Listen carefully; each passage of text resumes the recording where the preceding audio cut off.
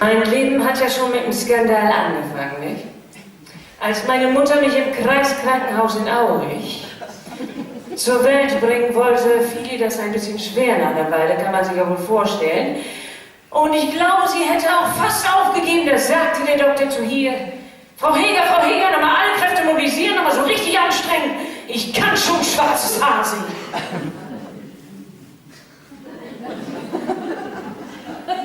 Schwarzes Haar. In Ostfriesland. Ja, und dann ging das auch ziemlich flott. Ich meine, das wollte meine Mutter sehen. Das war ja fast exotisch. Also schwarzes Haar in Ostfriesland, das ist ungefähr so aufsehenerregend wie ein Schweinespieß im Dönerladen. Vor allen Dingen, alle meine Geschwister, die waren ja blond. Ne? Und wenn ich sage alle meine Geschwister, dann meine ich alle 6 Geschwister. Ne? Wir waren, ja, wow, richtige Reaktion. Ja, wir waren 7 Kinder zu Hause. Und was man sich da alles anhören musste, ne? 7 Kinder. Seid ihr Italiener? Oder hatten deine Eltern keinen Fernseher? 7 Kinder, da ist doch die erste Assoziation so eine Assi-Gebärmaschine von RTL 2. Oder so ein Promi-Paar, was gerade wieder irgendwie in Afrika shoppen war. Ne? Aber wir waren weder noch. Also wir waren so eine stinknormale 7-Kinder-Familie. Ne? Ja, stinknormal. Also da fragt man sich natürlich, wie sah das so aus, da in Ostfriesland bei euch. Wenn ich nach der Schule nach Hause gekommen bin, dann war der erste Blick in meine Küche. Ne? Und dort gab es einen großen Tisch. Und da saßen meine Eltern drumherum und meine Geschwister und immer noch 1, 2 Freunde, die nach der Schule mitgekommen sind. Und dann noch ein paar Cousinen oder andere Verwandte, bekannte Nachbarn, manchmal auch Menschen, die wir gar nicht kannten. Das fiel aber nicht weiter auf. So, und dann immer, wenn die Tür aufging, Blick zur Tür und dann türkische Begrüßung, ne? Küsschen, Umarmungen, großes Hallo, als würde gerade jemand wieder frisch im Container einziehen. Das Problem war allerdings, wenn man so ein bisschen getrödelt hatte auf dem Nachhauseweg, und ich war so eine Kandidatin, dann konnte es sein, dass gar kein Platz mehr frei war. Nicht? Und ganz ehrlich, so als Kind stehst du ja auch nicht um 5 Uhr morgens auf, um dein Handtuch über so einen Küchenstuhl zu schmeißen.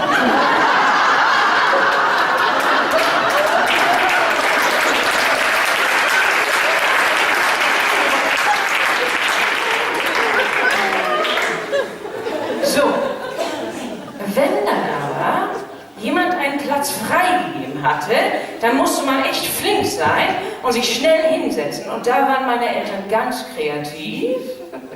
Damit das uns Kindern auch so richtig Spaß macht, haben sie da Musik angemacht. Und alle mussten um die Stühle rennen, bis die Musik stoppte. Total. So, wenn man dann seinen Platz hatte, musste man erstmal checken, ob überhaupt noch was zu essen da war. Wenn nicht, hieß das wieder warten, bis die nächste Fuhre fertig war. Ne? Was habe ich also schon früh gelernt? Geduld zu haben, meine Ellbogen zu benutzen, Hunger zu ignorieren und tolerant zu sein. 7 Kinder.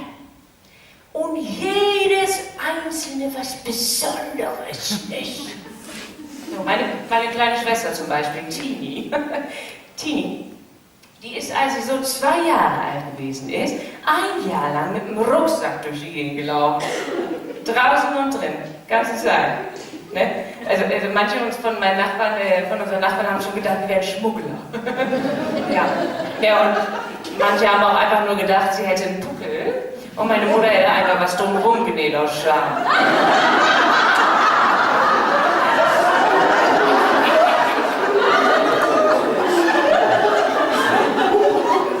So, aber die hatte immer was zu tun, ne? Die hatte immer was zu tun, immer an Arbeiten und an Rackern. Keiner wusste das so genau, aber wir haben sie gewähren lassen. Ne? Meine Mutter hat immer gesagt, das verwechselt sich. Das ist eine Phase. Letztes Jahr ist sie von Oberstdorf über die Alpen nach Meran, Italien gelaufen. Mit Rucksack. Natürlich, klar. Ich war wirklich so klein, dass ich in den Trompetenkoffer von meinem Vater passte. Und da hat er mich auch oft reingelegt und einfach bei seinen Konzerten mit auf die Bühne geschoben, ne? So. Und so bin ich auch überhaupt zur Musik gekommen, kann man sagen. Und zu meiner Schwerhörigkeit, aber das ist ein anderes Thema. Ne? Und ich kann heute noch in abgedunkelten Räumen herausfinden, durch das bloße Abtasten des Blasinstruments, wann dieses das letzte Mal benutzt wurde und was auf ihm gespielt wurde.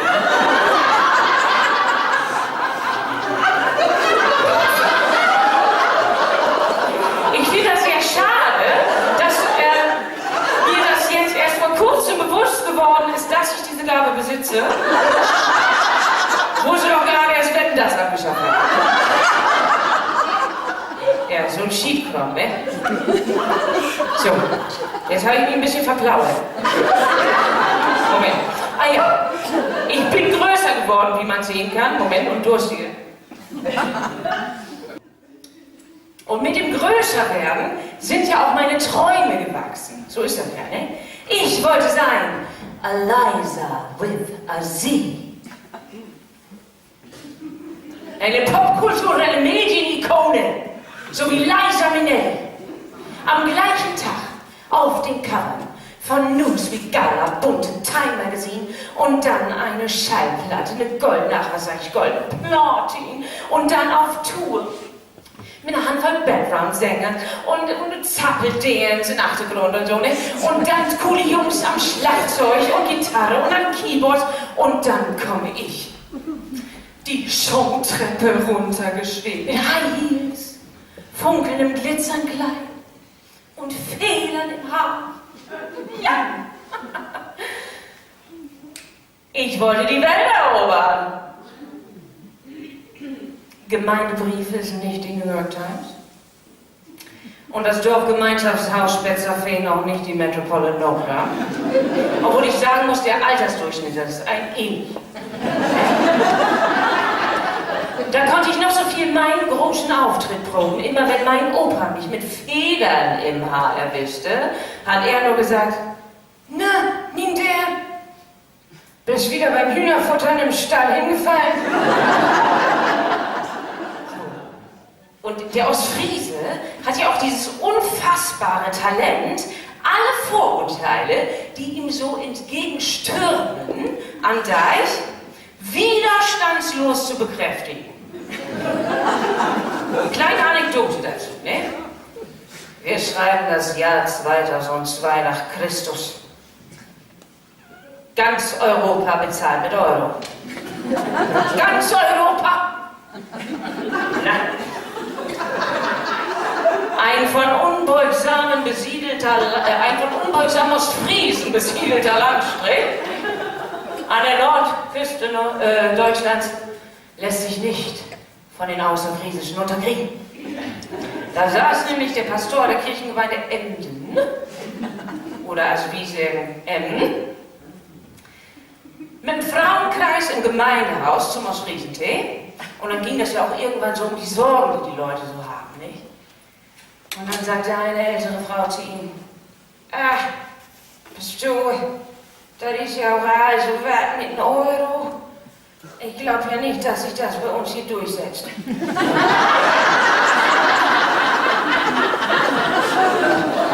Das ist wohl mehr was für die Stadt.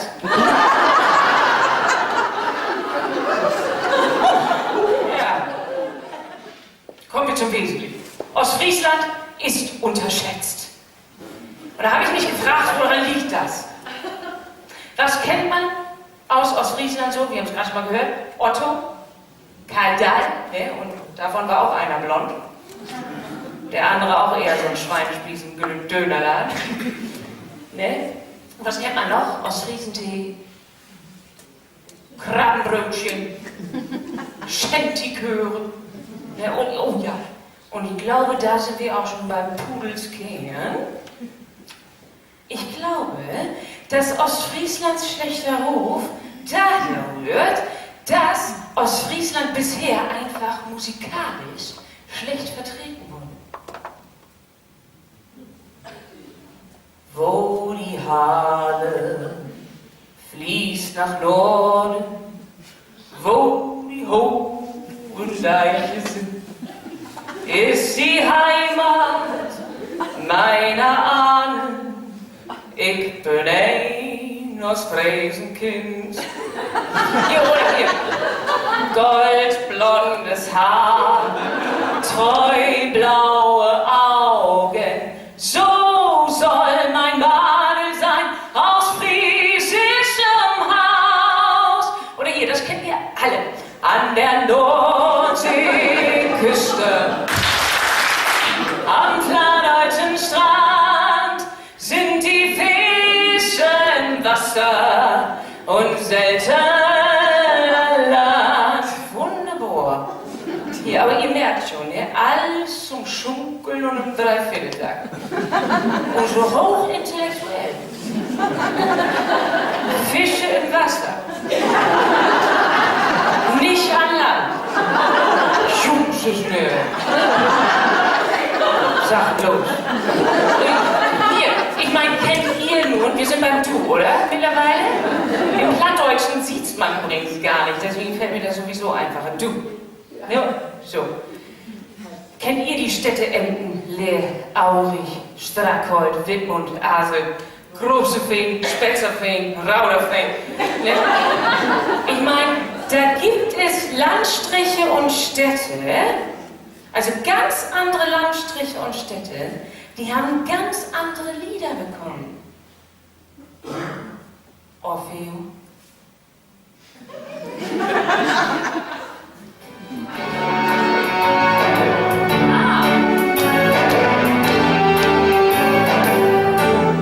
Start spreading the news. I'm leaving today. I wanna be a part of it. These more, these red bone shoes.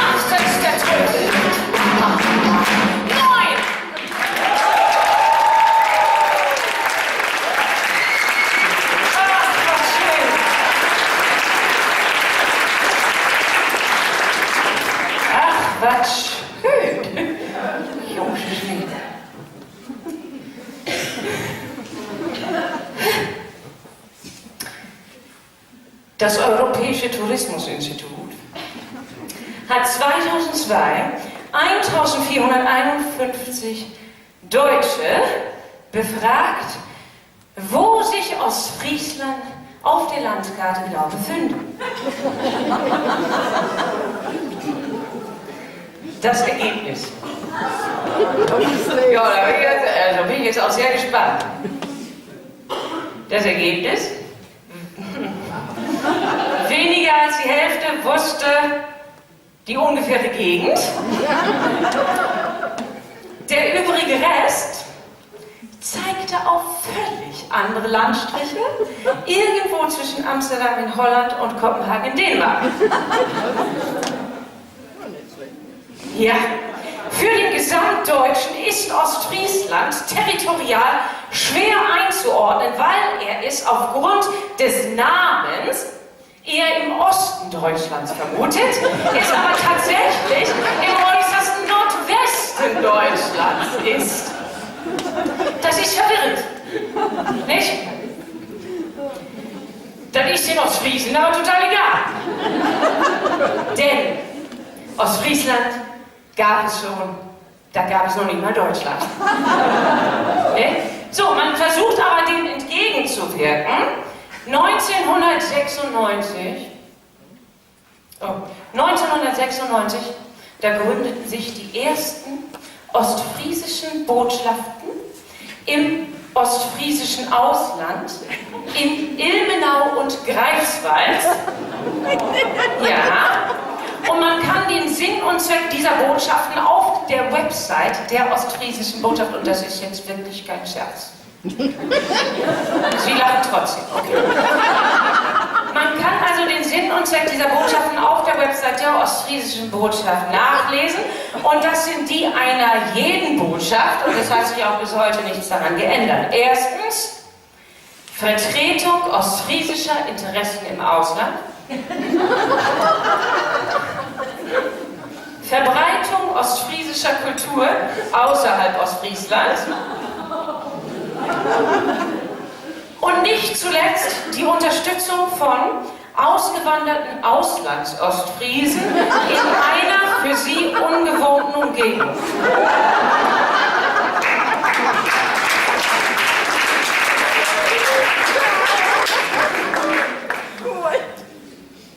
Ja, Levelü, das ist hier nicht Opas Hühnerstall, ne? Und es ist auch noch längst nicht der Broadway. Aber wisst ihr was? Ich find's gut. Ich find's so richtig gut, Orfeo. Warum warten?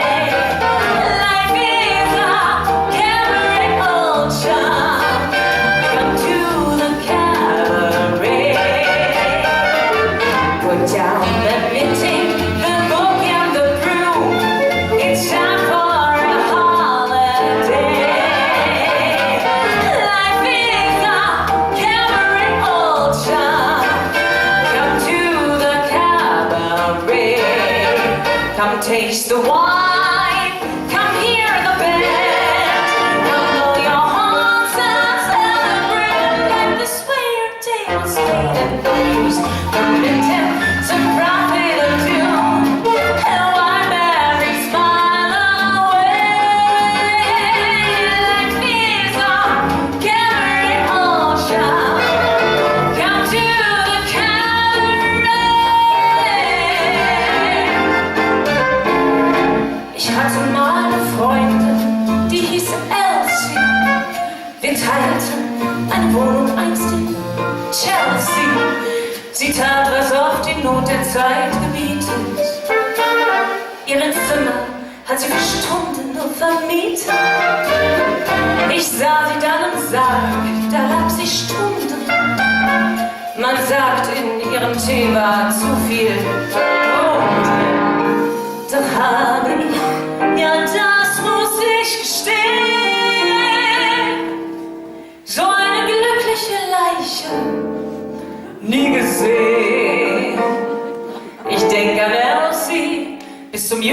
Tag. Damals sagte sie mir, was ich euch heute sag.